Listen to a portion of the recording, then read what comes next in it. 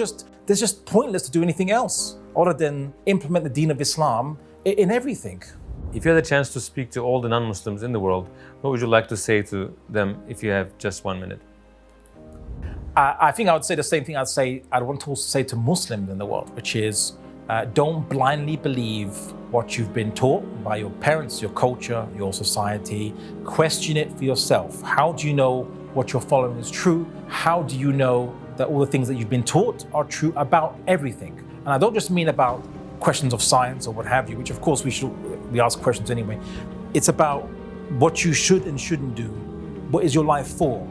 Ask questions about this. How do you know that what you've been taught is true?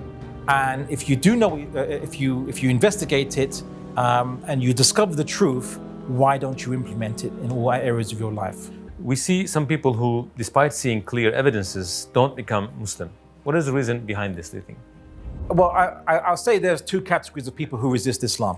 One of those is obviously, you might call them, they have emotional reasons. So they are already invested. It's called the sunken cost fallacy. There we go. It's where you've invested so much of your time, effort, your life, your hopes and your dreams into something false that you don't want to give up because you've already invested so much. You want to keep on investing. The second kind of people, and those are people I'm interested in, they are those who they have assumptions, and those assumptions blind them from actually seeing the truth of Islam. People might assume, they say, there's so many different religions, there's so many different ideas of God, so they must all be wrong, right?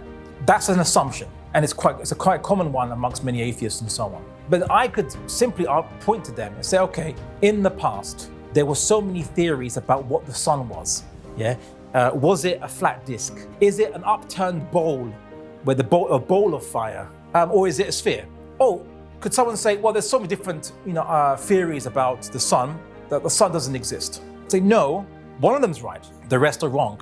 Just because there's different ideas doesn't mean they're all wrong. Yeah, so that's an assumption. So in Islam, we don't say that every word for God, for one God, in every culture for our civilization is false. We simply say that not all ideas of the divine are true. If you believe in 3 in 1, or you believe that God has split into parts, or there's multiple gods, yeah, or that God has a family, that's false. But if you believe in one God, whatever you want to call him throughout history, you want to call him Eloh, which is or Allah, you want to call him Dios or Tanri, right? This is all, it's the same word. You're describing the same thing in different languages. So